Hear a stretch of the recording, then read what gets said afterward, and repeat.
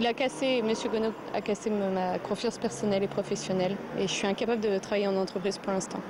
Pour elle, le calvaire aura duré quelques mois, pour d'autres, plusieurs années. 3 salariés de la société de transport DHL ont décidé de porter plainte contre leur ancien employeur, mais surtout contre leur ancien chef de service pour harcèlement moral. C'est des crampes d'estomac tous les matins et puis des nausées avant d'arriver à son poste. Ce sont des attitudes, des propos dégradants, des menaces, des brimades, des changements d'horaire intempestifs, uniquement destinés à certaines personnes et pas à d'autres.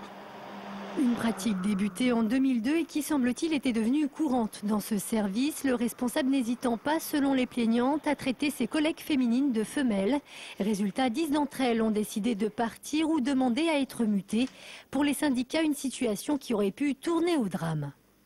On entend les affaires de Renault, il y a des suicides, France Télécom, et maintenant, chez DHL, on a tiré la sonnette d'alarme très vite afin que les choses ne puissent pas se produire.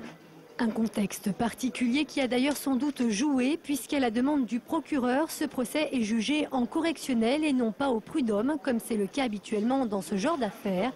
De son côté, la direction continue à contester toute forme de harcèlement. Pour elle, il ne s'agit là que d'allégations.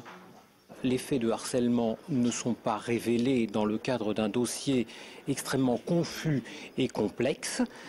DHL a fait tout ce qu'il fallait pour vérifier. À partir du moment où DHL est informé qu'il y a un procès pénal en cours, eh bien DHL attend que la justice passe. Une justice qui devrait être rendue dans les semaines qui viennent. Le jugement a été mis en délibéré.